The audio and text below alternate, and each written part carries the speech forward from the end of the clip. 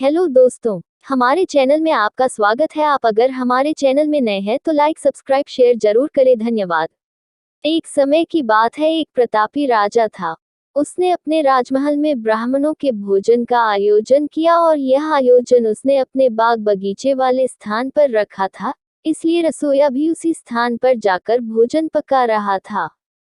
उसी समय आकाश से एक चील आया।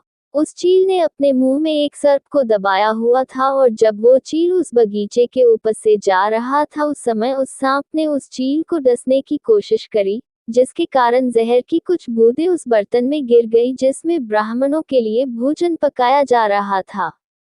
लेकिन वो उस रसोइये को इस बात का पता नहीं चला, उसे जरा भी आभास नहीं हुआ कि जहर की बूंदें इस बर्तन में गिर गई हैं। फलस्वरूप वो सारा भोजन जहरीला हो गया और यह भोजन ब्राह्मणों ने खा लिया। तो जहरीला भोजन करने के कारण सभी ब्राह्मणों की मृत्यु हो गई और एक साथ इतने ब्राह्मणों की मृत्यु हो जाना कोई अच्छी बात नहीं थी और यह तो घोर पाप हुआ। अब भगवान के सामने यह प्रश्न उठा कि इस पाप की सजा किसको दी जाए। उस राजा को, जिसने इस भोजन का आयोजन किया था, लेकिन उसे तो पता भी नहीं था कि भोजन में जहर है, या उस रसोइये को जिसने वो भोजन बनाया था, परंतु वो भी इस बात से अनभिज्ञ था कि यह भोजन जहरीला हो चुका है।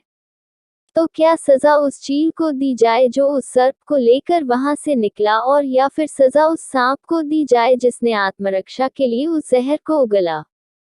तो यह बड़े असमंजस की स्थिति बन गई कि आखिर इतने बड़े घोर पाप की सजा किसको दी जाए। तो इस कर्म की सजा के लिए काफी दिन बीत गए। फिर एक दिन कुछ ब्राह्मण उस नगर में आए और उन्होंने एक महिला से राजमहल का पता पूछा।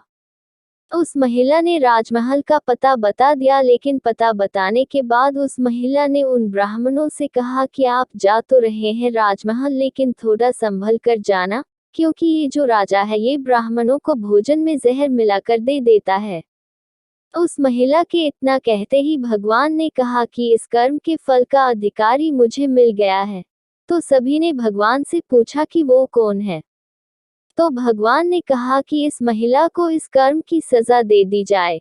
तब सभी आश्चर्यचकित हो गए और वो बोले कि वो महिला तो उस समय वहां मौजूद भी नहीं थी।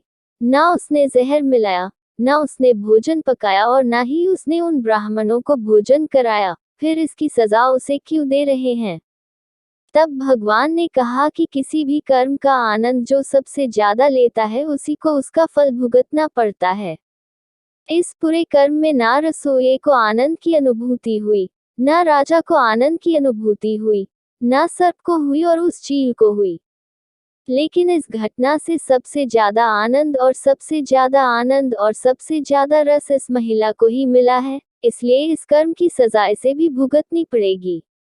तो दोस्तों, इस कहानी से हमें यह शिक्षा मिलती है कि कर्म के फल की व्याख्या इतनी आसान नहीं है। शब्द ही हमारे कर्म हैं। हम जो काम करते हैं वो तो हमारे कर्म होते ही हैं, लेकिन जो हमारी किसी के प्रति भावनाएं हैं वही हमारे कर्म हैं। हमारे विचार ही हमारे कर्म हैं।